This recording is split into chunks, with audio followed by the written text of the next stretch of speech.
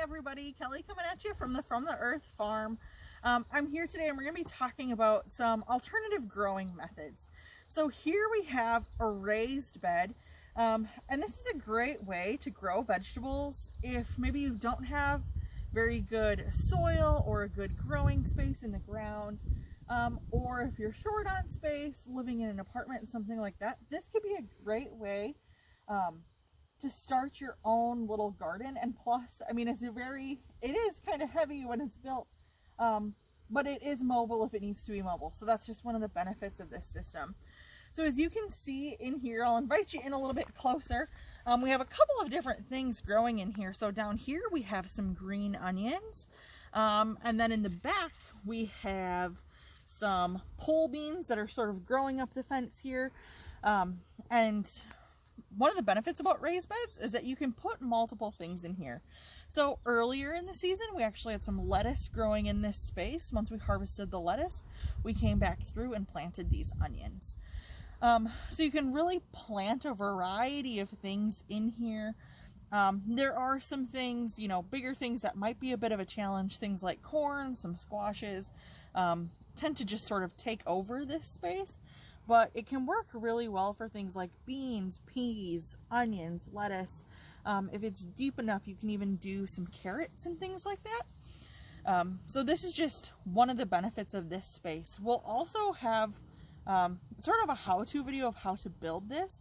So we built this ourselves with some lumber, but you can also get kits online for them too.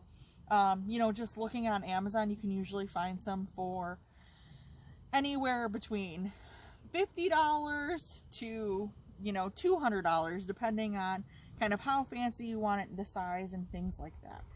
But again, this is just a really great alternative to some in-ground growing methods. So I'm going to pull up a couple of other alternatives here. So if you're not ready to commit to a whole raised bed, something else you could do is use some of these grow bags. So here I have I believe this is a 5-gallon grow bag, if I can get it open. So this kind of works similarly to a raised bed, but just in a smaller fashion. So what you're going to do is fill this with potting soil, and it's really important to not just take straight dirt from the ground. You really want something like a potting soil in here, just because the bag works totally different than the ground. The bags and the raised beds both need some potting soil. So in here I have a mix of potting soil and compost. And so we sort of keep amending that soil each year. But again, this is another great way. So in a bag this size, you could really put something like, a pepper plant or two, or a couple of greens. And you want to make sure that you're not overpacking this space, but you can still use it to grow what you need. You can even put smaller things or use smaller grow bags, or get a couple different sizes.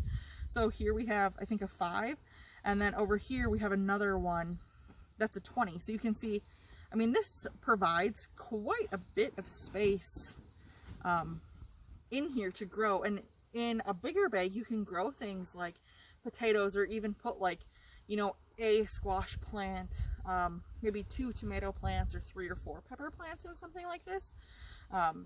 So using those as just a couple of different spaces and a couple of different options. For me, I would say the biggest challenge of using things like a grow bag or a raised bed garden is the water needs of the plant in here. So like I said, we're using like a potting soil and a compost, and it doesn't hold water as well as the ground does. So we're watering this about every other day to every day, depending on the weather, just to keep the soil moist enough and making sure that we're not limiting the water going into the plants. So I would say it does take a little more management that way than a typical in-ground growing system. But obviously the benefits of having this a little bit up in the air, you can see we have a few weeds in here, but man, it is so easy to just sort of go through, do some light weeding quickly, and just being able to have a lot of diversity in a little space.